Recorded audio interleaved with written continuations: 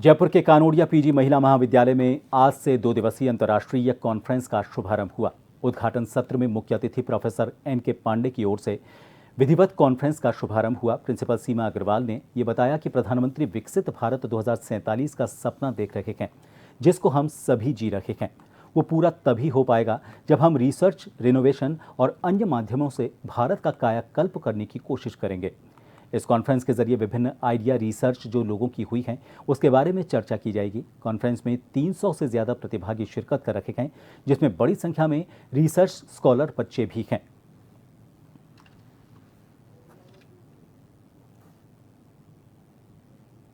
तो जयपुर के कानोड़िया पीजी महिला महाविद्यालय में आज से 2 दिवसीय ये अंतर्राष्ट्रीय कॉन्फ्रेंस का शुभारंभ किया गया है।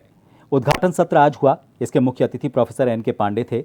उन्होंने इसका विधिवत शुभारंभ किया। प्रिंसिपल सीमा अग्रवाल ने इस कॉन्फ्रेंस के बारे में विस्तार से जानकारी दी और बताया कि प्रधानमंत्री विकसित भारत 2047 का जो सपना देख रहे हैं उसको हम सभी को पूरा करना है और उसके लिए ज़्यादा से ज़्यादा रिसर्च होने चाहिए, ज़्यादा से ज़्यादा रिनोवेशंस होने चाहिए।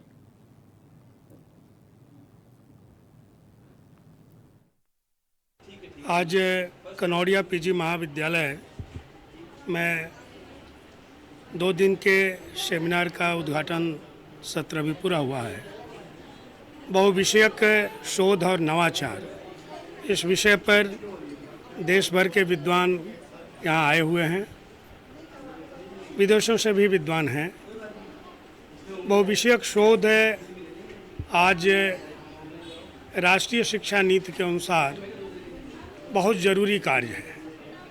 अनेक विषयों की शिक्षा विश्वविद्यालय दे रहे हैं, लेकिन शिक्षा के साथ जो शोध है वो अंतर अनुशासनिक हो और उस शोध में नवाचार हो, विशेष रूप से स्किल की शिक्षा हो और अनेक भारतीय भाषाओं के माध्यम से हो। यह विचार का विषय था कि माननीय प्रधानमंत्री जी विकसित भारत 2047 का सपना दे रहे हैं, जिसको हम सभी जी रहे हैं। वो पूरा तभी हो पाएगा जब हम रिसर्च, इनोवेशन एवं अन्य माध्यमों से भारत का कायाकल्प करने की कोशिश करेंगे। तो ये जो कॉन्फ्रेंस है, इस कॉन्फ्रेंस में इन्हीं तरीके की विभिन्न आइडिया, विभिन्न रिसर्च जो लोगों की हुई है उसके बारे में चर्चा की जाएगी, जिससे कि हम सॉल्यूशन बेस्ड लाइफ की तरफ आगे बढ़ें। ये नहीं कि हम समस्याएं कर रहे हैं कि भाई भारत में विकास कैसे होगा। भारत के अंदर युवा बहुत है, भारत के अंदर मैन पावर, दूसरे रिसोर्सेज, किसी की भी कमी नहीं है। कमी जो लगती है एक ये है कि सब अपने अपने लेवल पर काम करते हैं। अगर सभी एक साथ जुड़ेंगे, इसीलिए मल्टीडिसिप्लिनरी इनोवेशन और रिसर्च की हम बात कर रहे हैं।